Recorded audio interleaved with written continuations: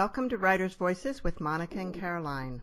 I'm your host, Monica Hadley, and with me is my co-host and mother, Caroline Kilborn. How are you today, Mom? Hello, well, pretty good, pretty good. Like I keep saying, spring's coming, but winter's dragging its feet. True, but it looks like a pretty nice day here today. Yeah, we'll be fine. Yeah, we're in Iowa, which winters can be a little long here. It just depends. Yeah. Well, we have That's right. a really great book for young adults today. Oh, gosh, yes. And so our author is Veera Hiranandani, who earned her MFA in creative writing at Sarah Lawrence College. She's the author of The Whole Story of Half a Girl, which was named a Sidney Taylor Notable Book and a South Asian Book Award finalist. She's a former book editor and now teaches creative writing at Sarah Lawrence College's Writing Institute and Writopia Lab. So I'm sure we'll hear more about that. And her new book is called The Night Diary, and it is a historical novel for young adults that addresses a period of time that a lot of American readers probably don't know much about. Welcome to Writers' Voices, Veera. Oh, thank you so much for having me. So explain the setting of your book. Sure. So my book is about a girl, 12-year-old Nisha, who has to leave her home during the Partition of India in 1947.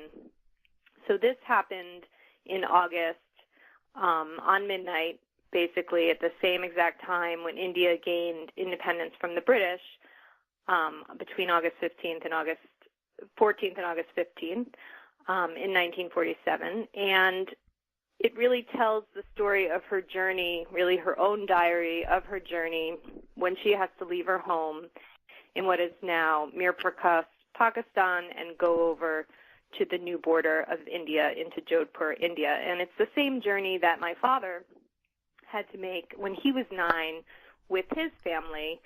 And this was something I had always grown up hearing about.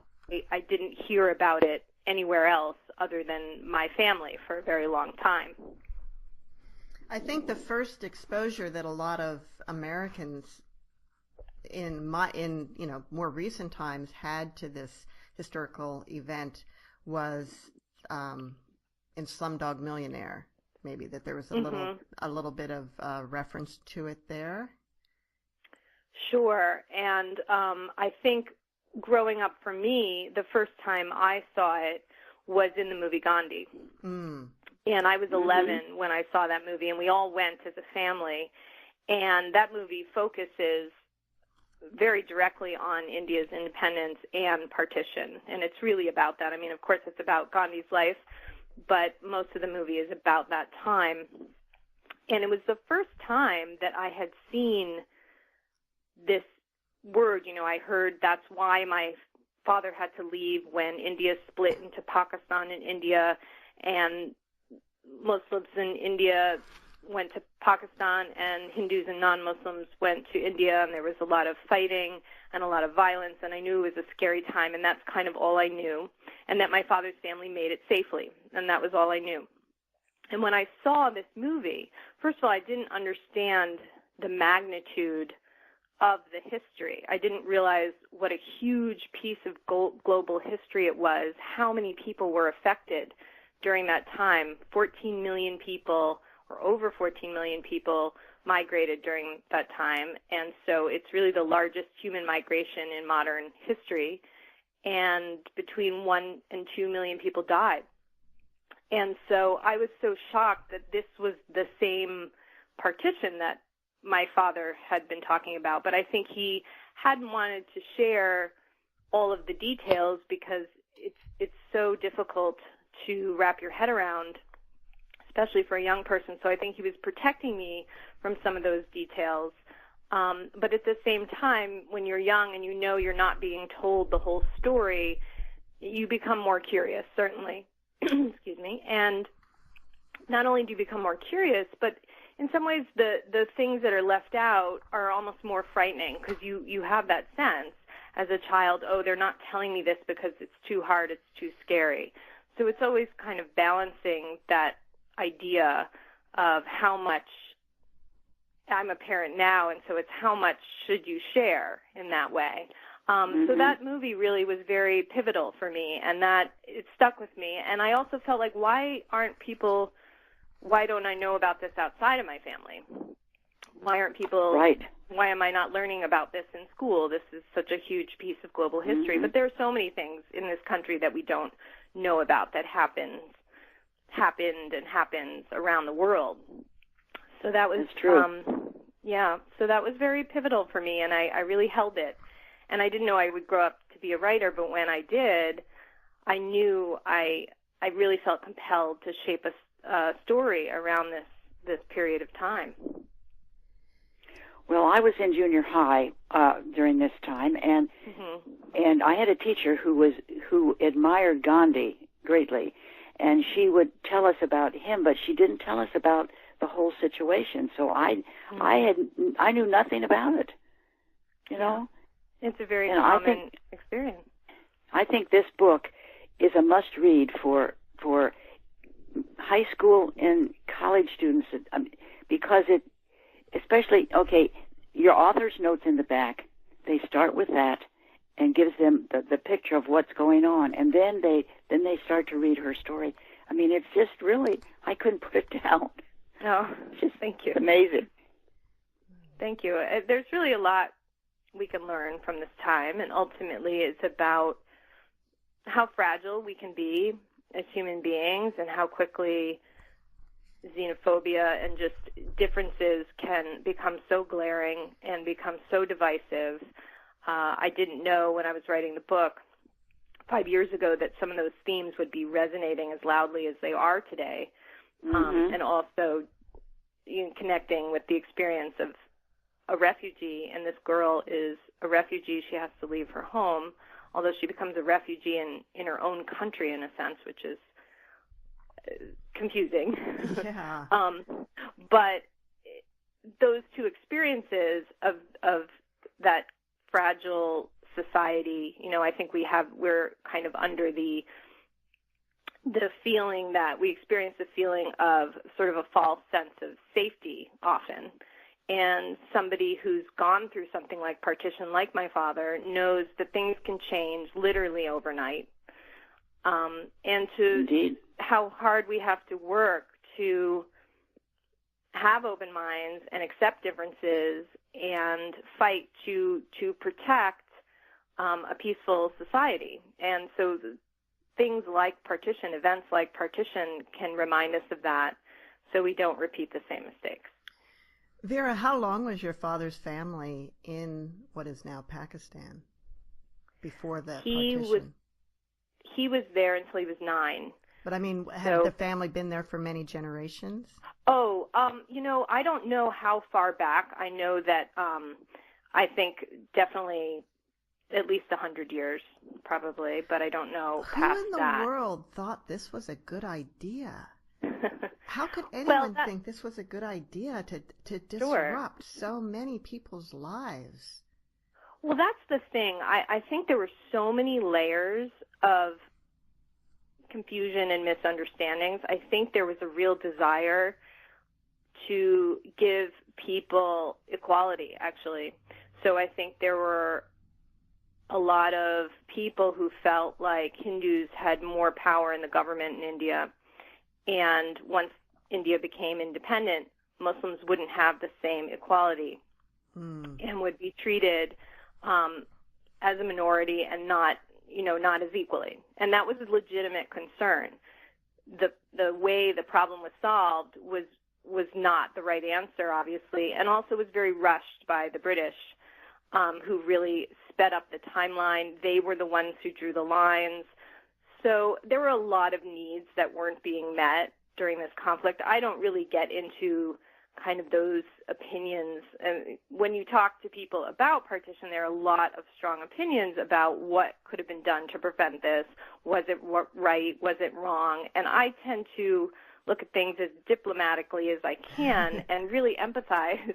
I really do empathize with all the different needs going on. And I do think the leaders involved, Jinnah, Nehru, Gandhi, we're trying, and the British Viceroy, Lord Mountbatten, we're trying to avoid conflict, and we're trying to solve problems, but everybody made mistakes, and I don't think anybody could imagine what would happen. And even my father's family, they thought that they could stay. You know, not everybody knew.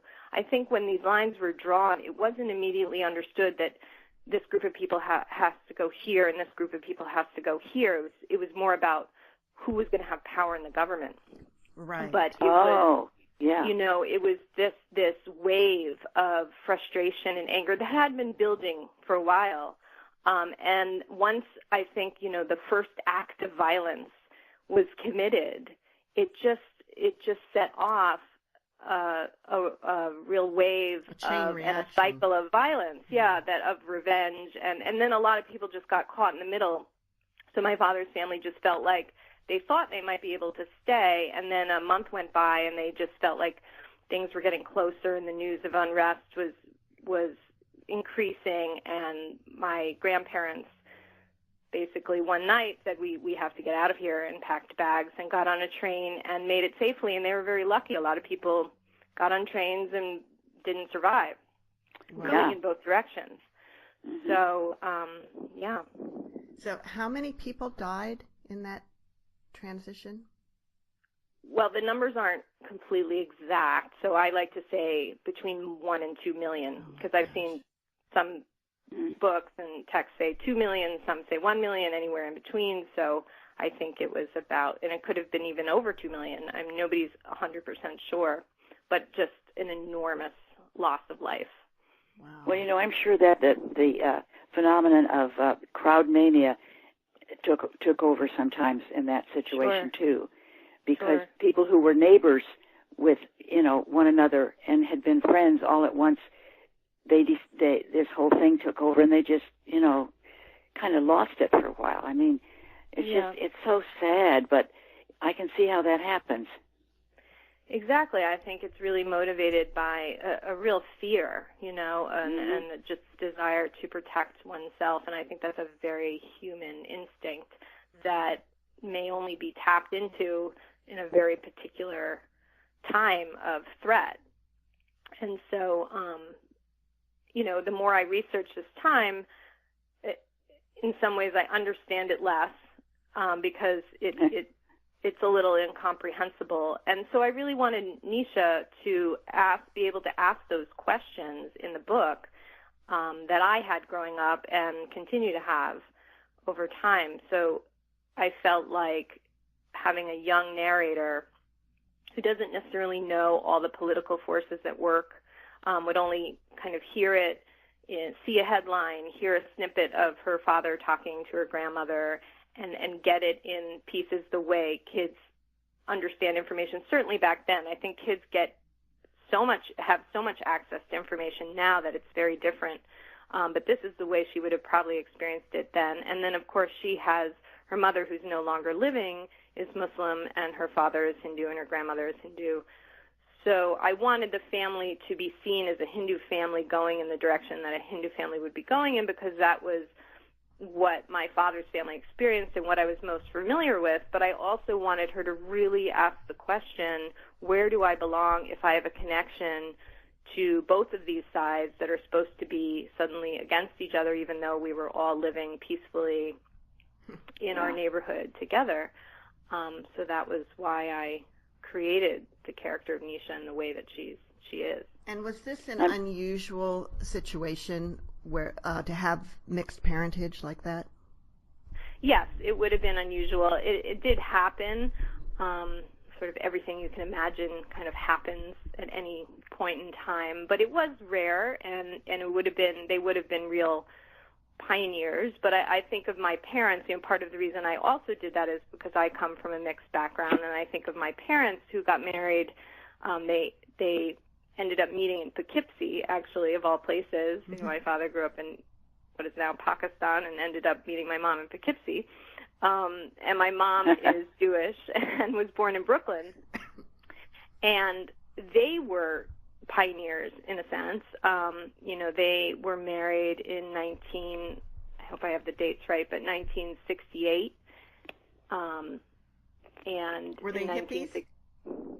No, not really. They were, I think they were sort of, it's amazing to me because they weren't, they weren't these sort of active, rebellious people. My father was working at IBM at the time. My mother was a teacher. They met, my mom had a party. Apparently my father and his two roommates crashed the party and brought roses and came to the party. And that's how they met. And they just simply fell in love, and their families were not happy about their union, and eventually came around, but they had to elope, and it was purely out of love. So that's the story I grew up with, and that's why I exist. And so, I wanted to kind of replicate that relationship, that even though people may not understand, or it's not what people do, or your families might be at first upset, they didn't, that was kind of how powerful that idea of love was. And it's really, I just think of how brave my parents were and how brave Papa was to do that, and what, Nisha coming out of that. And I've always had to then navigate my multiple identities. So I'm certainly not with the kinds of stakes that Nisha is in the book, but that was something I could connect to. You're listening to Writers' Voices with Monica and Caroline, and our guest today is Veera Hiranandani. I don't think I got that quite right. Veera Hiranandani. Yes. And author of The Night Diary. Now, Veera, is that, it's in the form of a diary. It's letters that Nisha's writing to her mother who died in childbirth, and so whom she never knew. What were the sort of the pluses and minuses of writing in a diary format? Yes. It was difficult at times. I tend to like to give myself some kind of boundary, or really know that boundary before I start writing something. And the boundary may just be, or the rules just may be, a point of view. I'm writing this in first person present tense, and I just sort of know that, and I kind of know my time frame. So I don't have sort of everything to play with. I want to have those boundaries so I can make more careful choices of what I'm trying to do. And this was probably the strongest boundary I've given myself. I felt like it was going to give the reader a very intimate view of her life, and this was also a character I had in my mind, that she was very shy and had a lot of difficulty speaking to people outside of her family, so she was only going to show this side of herself in a diary. And this is also the first time she's writing in a diary, so this is a real discovery of her voice in a new way that she's never discovered. So she's going to be kind of experimenting with that and finding a new freedom on these pages. But there were times I talked with my editor in the very beginning, and we wondered if it would feel too closed, or maybe suffocate the book a little bit, to keep it just in diary form, and should we step outside of that narrative and have another point of view, another niche on the page, maybe a third-person version. And I tried it a little bit, and we ultimately felt like it was stronger this way. And the thing is, I had to sort of ask the readers to take a leap with me, because there are times that I am describing things in diary format through Nisha that a 12-year-old writing a diary may not take the time to flesh out. So you hear dialogue, you see scenes in a way that I felt like were needed to fully understand the story, and maybe not 100% realistic of what she would be compelled to do in her diary. She sort of says in the beginning, I want to write it like a story and tell you everything, because she's writing to her mother. So there's that idea that she does want to fill in that space for her mother. But I also felt like the reader will either go with it or they won't. And And so I hope that, I just hoped that it would be believable and successful. Well, it works out well that she is able to use her brother's actions, because her twin brother is the exact opposite of her, personality-wise. And, so that works out well, I think. Thank you. Yeah, he does many of the things she can't do. Mm-hmm. But at the same time, and she doesn't always see it, he has a hard time just sitting still quietly and observing things around him. So sometimes he'll miss things that she sees. Mm-hmm. He won't ask questions that she's asking, but then she'll ask him to ask it for her. Yeah, right. So they make a good team that way. Yes. Did you have the family sort of dynamics and the people in the family all kind of set before you started writing, or did they appear as you wrote? Yeah, no, I had it pretty set. I tend to do a loose outline. I'm a big believer in a loose outline. And I also teach this way when I'm talking to students. I feel like, and of course it's such a personal process, and there are some people who really want to have that experience of just going on a hike, and they're going to throw away the map and they're going to see where they go. I'm not that sort of confident in myself. I get too nervous to have no idea where I'm going. So I tend to flesh out the family structure, the time frame, the general plot. I don't like to over-outline because I do feel like it can take too much mystery out of it, and I do want to discover some things. I do want to end up in some places that I didn't expect. But at the same time, when I get a little lost, I want to be able to look at my outline and say, what was I trying to do around this point in the story? I like to know who the main characters are going to be. Sometimes there might be, a conversation that a character has, and that conversation with maybe a passerby suddenly feels like an important character. So there might be some minor characters that have a bigger space in the book that I didn't expect, but usually all the main characters are the ones that I wanted and kind of set out with at the beginning. Can you give us an example of something that surprised you during the writing of the Night Diary? Sure. Well, I started it where she was writing in a diary, and her mother had died giving birth to her, so that was all set. But Nisha was just writing in a diary to herself.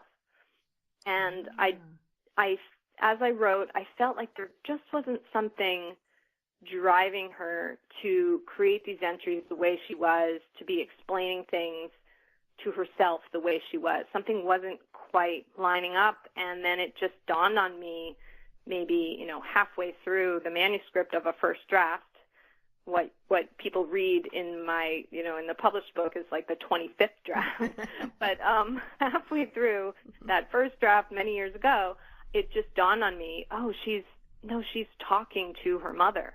That's who she's talking to in this diary, and that's why she's sort of fleshing it out and explaining it in a way that she wants somebody else to see, and she desperately wants to create this mother that she'll never know, this relationship on the page. And it just clicked, and for me, it really made complete sense, and I went back and started over with a clearer sense of purpose. You say that what we read is about the 25th draft. Is there a point in there where you get sort of tired of the material, or is it always exciting to you? No, I absolutely get tired of it. I would be lying if I said I didn't. That's why I think often it's good to step away for a while.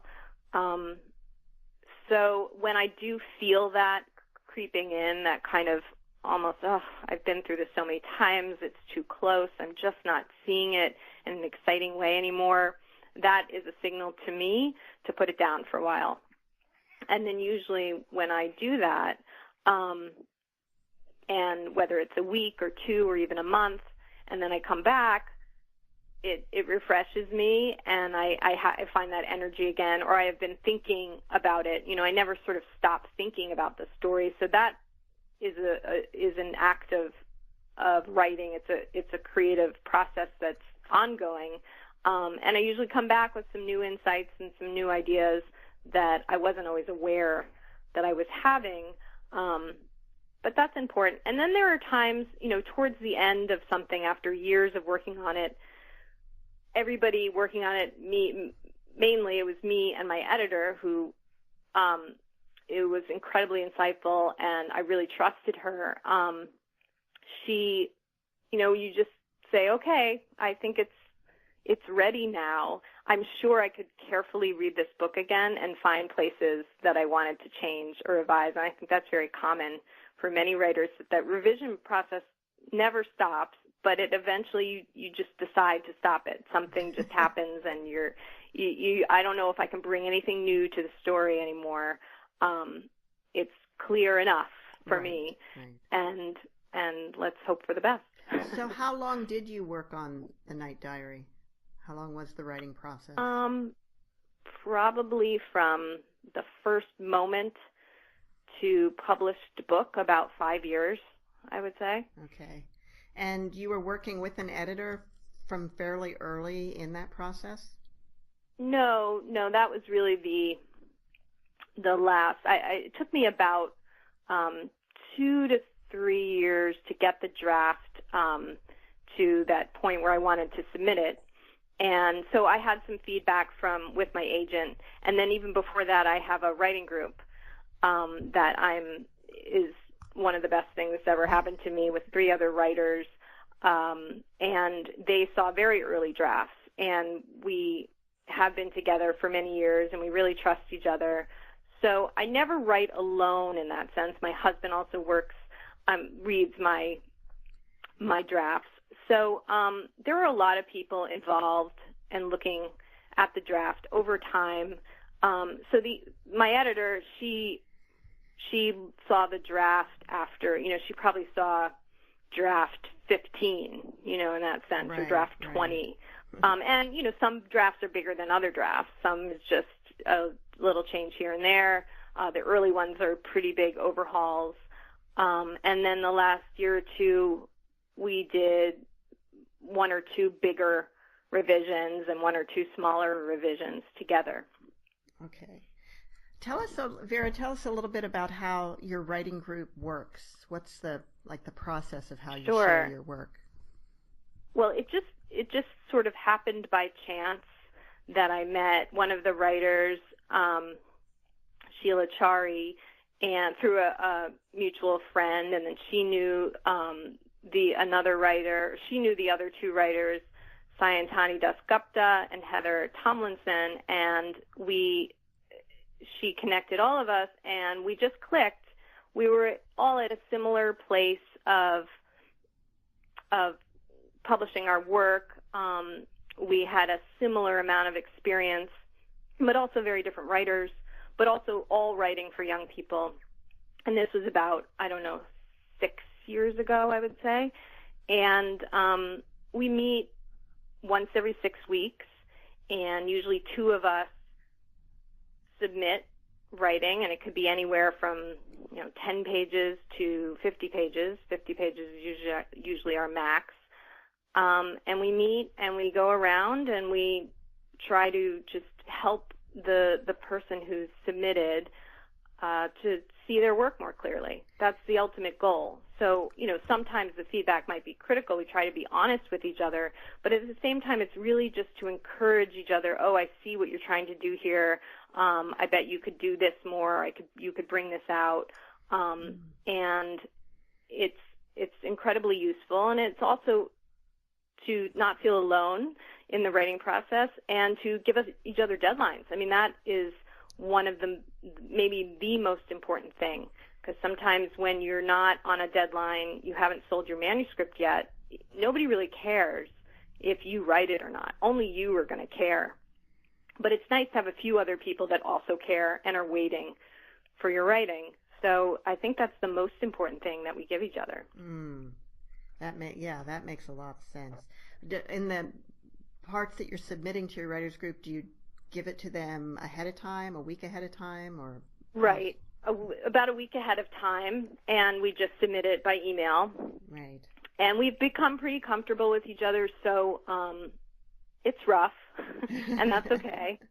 And that's okay, and that's a real freedom, actually, to find people that you don't feel like you have to write this perfect thing for. You know, I try to keep that atmosphere in my workshops that I teach as well. I want people to submit things that they're really not sure about, that they really have questions about, because it actually isn't that helpful if you write something to what you feel like is this state of doneness, you know, this kind of, I've perfected this, and then somebody has feedback and questions. That can feel really just very devastating, and we've all experienced that. Yeah. People who write and submit, it can be devastating. So you want to be in that place of openness. You want to be in that place of, I really don't know how this is feeling. It's very new. It's very rough. What do you see here? You know, what do you think I'm trying to do here?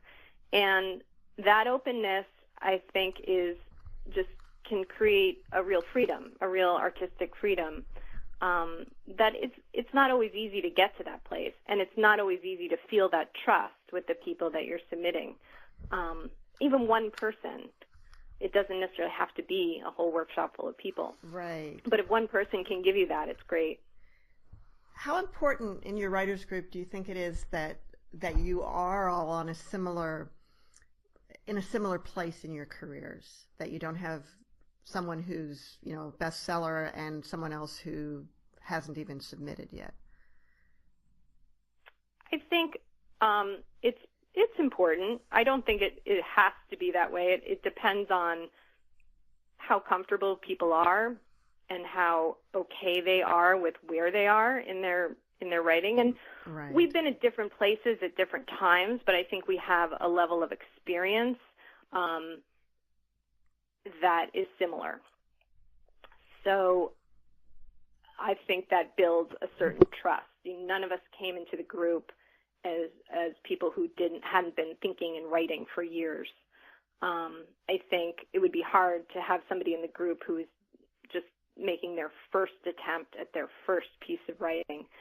They, I think, would benefit from being in a group where everybody's kind of in that place. Right. So I think it's important. But then, of course, there are different times where one of us, you know, has published this and then, you know, years go by, or another person is feeling more frustrated than somebody else. So, of course, we're in different places, but just the general amount of experience and years of writing is similar. You're listening to Writers' Voices with Monica and Caroline. Our guest today is Veera Hiranandani, author of The Night Diary, which is published by Penguin Random House in the Penguin Young Readers. Who is that? The same publisher that you had for your previous book, Veera? It's the same publisher, different imprint. So Dial Books for Young Readers, which is part of Penguin. It's so confusing to keep track of who these days. So this is the first book I've done with Dial. I wrote a chapter book series called CBG Green, and that was with Grosset and Dunlap, which is another imprint of Penguin. And my first book, The Whole Story of Half a Girl, was first published by Delacorte Press, which was is still an imprint of, it was an imprint of Random House then, and now it's Penguin Random House. So they're all under the umbrella of Penguin Random House now. Okay. Yeah, which is convenient. So, what was the title of your chapter book series?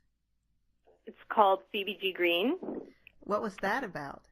And that is, I wrote 4 books in the series, and it's younger, so it's for maybe first, second, third graders, maybe fourth graders, depending on reading level. And that book is about a girl named Phoebe who discovers that she's a foodie. So it's much lighter in tone and subject matter, but she discovers that she's just not happy with her chicken nuggets at lunch anymore, and this girl from France moves to town, and she has these beautiful lunches, and it kind of ignites this desire to understand food and to take more risks. And it really came out of what I obviously like to, in all my books, I write about food. I think that it's something I really enjoy doing, expressing a character through food.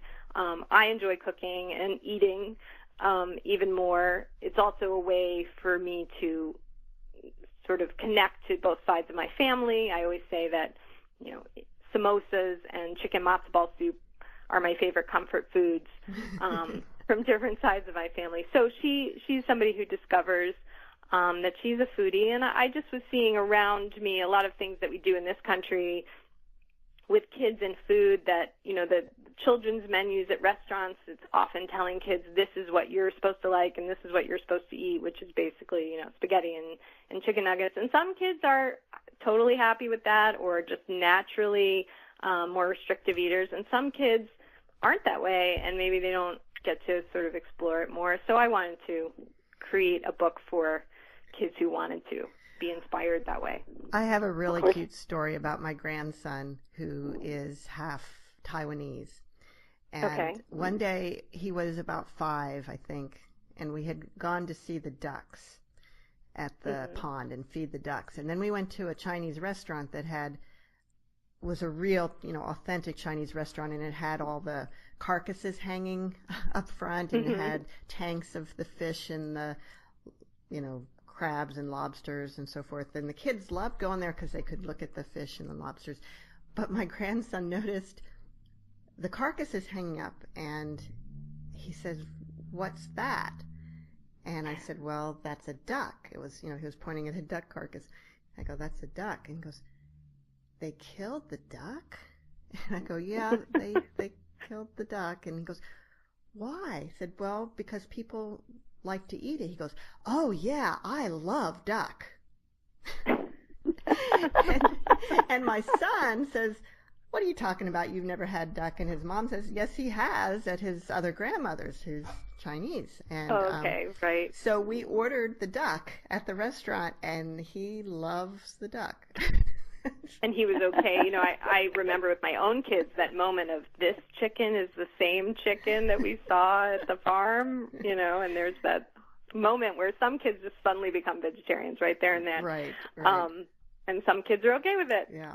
So yeah, my grandson is a bit of a restrictive eater, but he loves duck and he loves shrimp.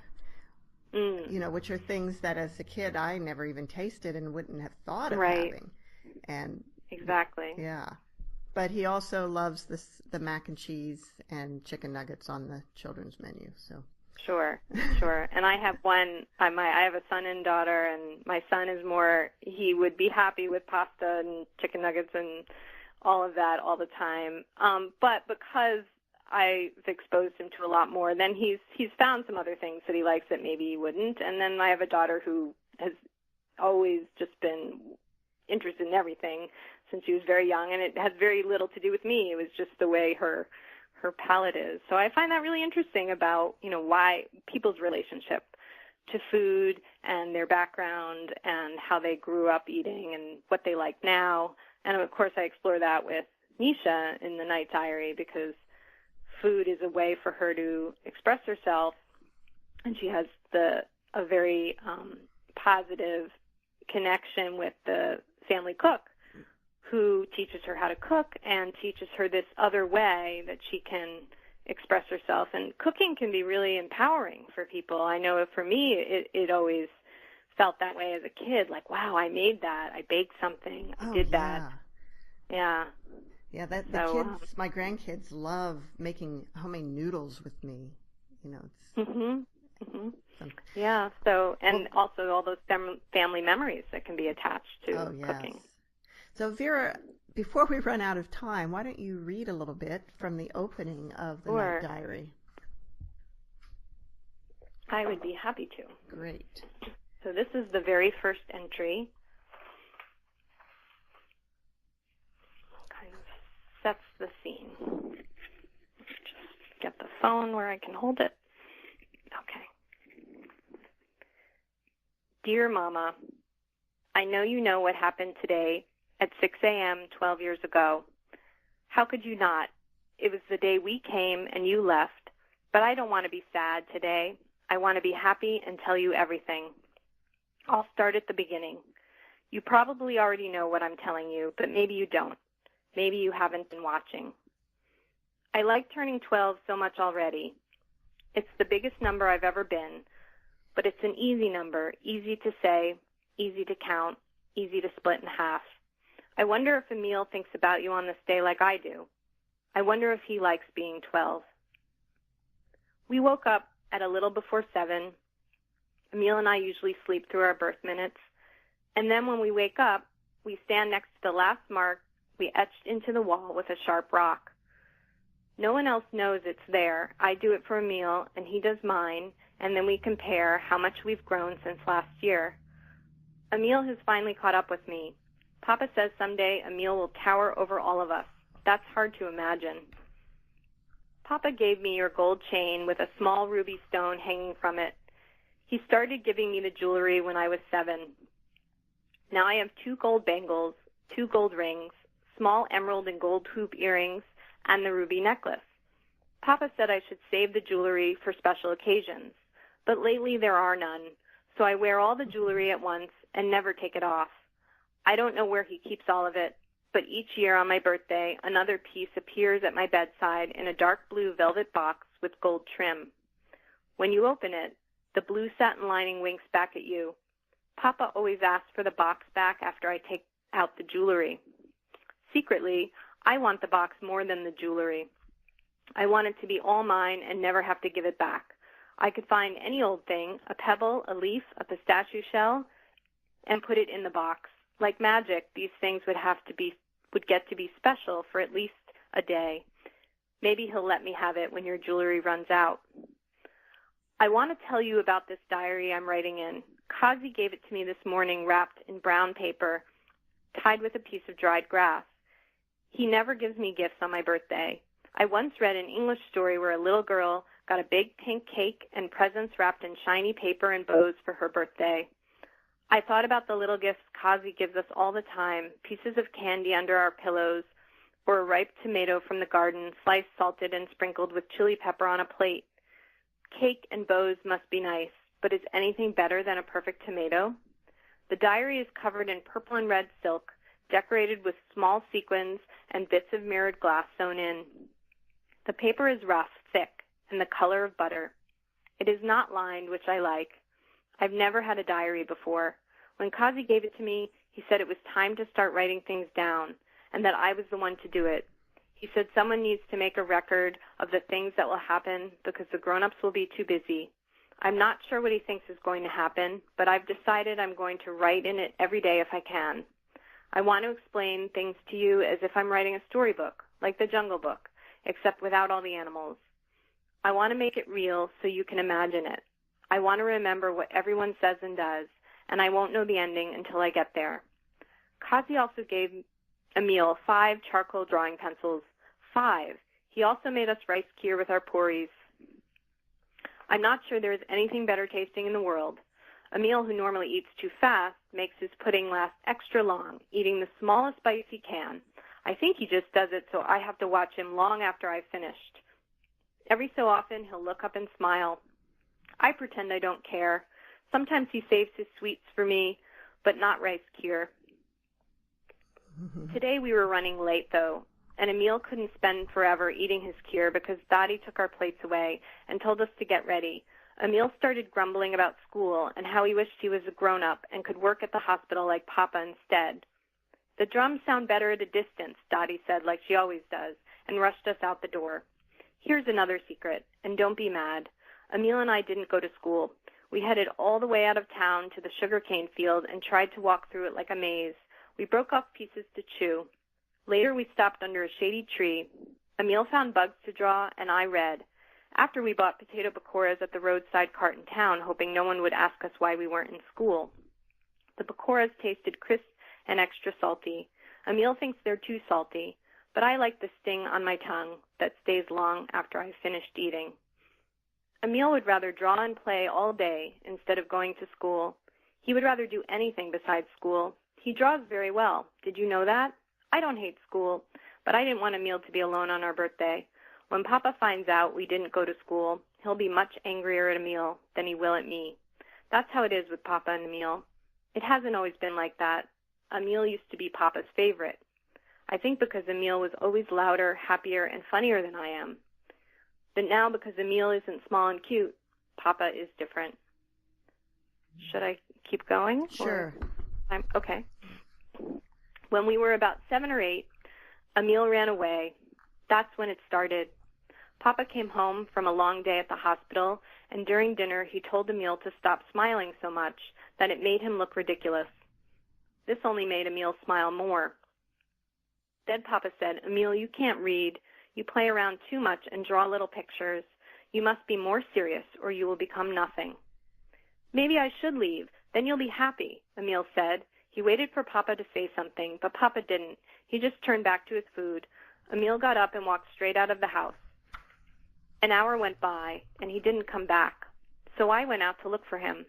I looked everywhere, around the garden, the shed, Kazi and Mahit's cottages, all the places he might go. I even looked in the pantry and in Papa's closet. Papa acted like nothing was happening, but I told Kazi that I couldn't find Emil anywhere, and he told Dottie, and Dottie told Papa, so Papa went out with a lantern. I stayed awake in my bed, wondering what I would do if Emil never came back. I couldn't imagine being in this house, in this life without him. I heard Papa return, and I waited for Emil's voice or his footsteps, but I didn't hear anything and began to cry, holding my doll Dee tight. At some point I fell asleep. When I woke at first light, Emil slept soundly in his bed next to mine. I wasn't sure if I had dreamed the whole thing. "Emil," I said, poking him awake, standing over him. "Where did you go? Does Papa know you're back?" "Papa knows I'm back," Emil said in a dull voice. I walked into town, but then I kept going. I didn't want to stop, but Papa found me. "Is Papa mad?" I asked. "Papa will always be mad at me. It doesn't matter if I smile or don't smile. I'm just not what he wanted." "That's not true," I said, and put my hand on his shoulder. He turned away. He might have been right about Papa, though. Since that night he ran away, Papa always seems angry at Emil for being Emil. Papa left a book. Yes. That's a good place to stop, I think. Okay, yeah. good. Yeah. Yes. So that, and of course, this is before the really dramatic events begin to happen. And yes. Yes. Yes. So. And sort of setting that, she's given this label as a refugee because that's what they become. But I wanted to show, we hear that label a lot, and behind that label is a person with a very specific, particular experience. And, Nisha is a 12-year-old girl who has feelings about her father and her brother and her grandmother, and she's, wondering how she can make more friends, and she's wondering what's for dinner, and all of those very normal things. So I wanted to really give that tone to the book before her life turns upside down. Well, I want to forward through. I want to urge our young listeners to get this book and read it, because we need to study history, because if we don't, we're doomed to repeat it. And some of these things are horrendous, and things are happening around the world now that are horrendous. And so we need to know about them, and we need to know that this happened to people before too. Exactly. Veera, how did you research to get the sort of details of everyday life in this time and place correct? Were you just able to talk to your father, or did you have to do more than that? I did several things, but that was certainly the base of all of it, really having extensive conversations with my father about everything he could remember. And, he read the manuscript while it was in draft form to help me point out what things didn't feel right or authentic or not what he remembered.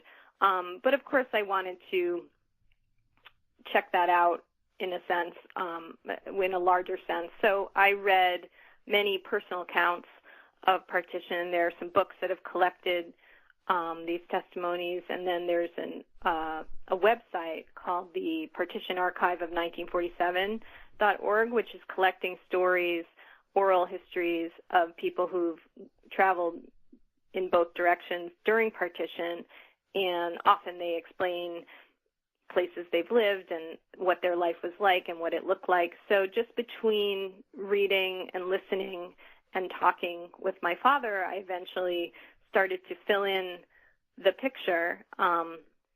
And really, I think people in my generation are feeling that urge to collect these histories, because partition isn't something that a lot of people who went through are that excited to talk about. It's a painful time. It's not, some of these stories haven't been passed down. And so, but my father is 80, and he was 9 when he went through this period of time. And people who are older, who remember it even more clearly, are in their 90s or they're not here anymore. And so I think there's this feeling of people in my generation that this is the time we need to preserve this history, to learn from it, and to honor everybody who went through it. Otherwise, we're going to lose it. You know, it's similar to the Holocaust, where many of the Holocaust survivors didn't really talk about it for years and years, but recently there's been a real effort to make sure that the stories of the survivors are recorded. And exactly, we have seen quite a few really fascinating books. We've had a number of authors on Writers' Voices who are telling true Holocaust survivor stories. But you're right, they're not going to be around to tell those stories much longer. So now's the time. Exactly. Yeah. Veera, tell us a little bit about the Sarah Lawrence College's Writing Institute and Writopia Lab. Is this is this an MFA program, or is it something else?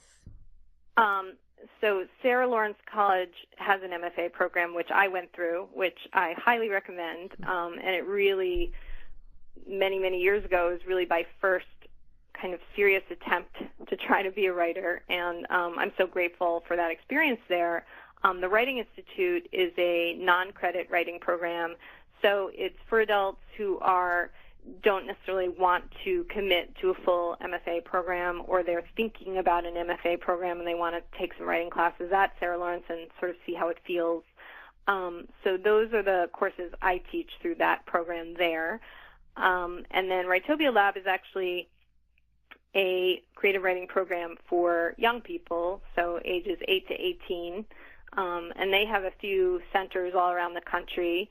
So I teach in New York, in Westchester, and they have, and I'm not teaching right now this spring because I've been so busy with the book, but I've taught there for many years, and they have a center in Westchester and New York City, and I think they have one in D.C. and L.A., and it's really it's such a great way for kids who are really interested in creative writing, because often kids don't do a lot of creative writing, kind of just whatever they want to write. I want to write poems, I want to write stories, I want to write plays. They don't always get the chance to do that at school, so it's such a great outlet for kids to truly connect with that side of themselves. Is the Writing Institute program an in-residence? Are they all in-residence courses, or can you take them online? They do offer some online courses. I don't teach online courses. I teach workshops where we have to show up in person. But because that is now it's such a great opportunity that people can do that, they do offer several online courses, and I think that's only been increasing in the last few years. So yeah. Oh, go ahead, Mom. No, I think that's really great. That people can, they can have a job and go to work and then come home and have something like that. I think it's wonderful. Absolutely. So it just gives such a greater access to people. I don't know what the experience is like taking an online writing course or teaching one. I haven't taught one, so I'm sure I will try my hand at that at some point. And the courses you teach, are they like over a whole semester, or are there any like week-long workshops where you just come? Yeah. So, right now I'm teaching an intermediate novel course in the evenings, and that is a workshop for people who have a novel in progress. and we just come together and usually have a craft discussion or a prompt, and then everybody workshops pieces of their novel over the course of the semester. So it's a semester-long course once a week, and there's a fall semester and a spring semester and then a short summer semester. And I also do one-day intensive workshops called Mapping Out Your Plot, and they're really just organizational plotting workshops, not for feedback. It's really just bring your ideas, bring your novel in pieces, and let's figure it out. Let's try to organize it. I'm a big believer of a loose plot to just kind of get the broad strokes in place. I think that can really help motivate people when they feel like they don't know where they're going and they feel really stuck. I find it's sort of like cleaning out your closet. This can go here and this can go here, and I'm like, oh, now I see what I have. So I really enjoy teaching that. Do people come from around the country for those? No. They're definitely more local, more tri-state area. Okay. And maybe I'll figure out a way to teach it online so people can from far away. Because that sounds like something I could use. We all can use it at different points, and so it's a very satisfying course to teach because I do feel like people just feel better when they leave because they've done the work. Really thinking organizationally, which a lot of times we just want to keep writing, and you don't want to sort of take the time to sit back and see what you have because you've had that urgency to keep writing. So it's just a nice place for people to stop for a moment and just see what they have. Sounds great. Well, Veera, I think we're pretty much out of time. I want to thank you so much for being with us here today on Writers' Voices. Oh, it was a pleasure. And Caroline, do you have some closing words for us today? Oh, yes, I certainly do. This is from Saint Mother Teresa, who spent the majority of her life in India trying to help and alleviate some of the suffering of the poor there. 3 things in life are important. The first is to be kind. The second is to be kind. And the third is to be kind. Yeah. Thanks again, Veera, and I look forward to your next book. Oh, thank you. Please let us know when it comes out. I will. All right. Everyone else, see you next week on Writers' Voices.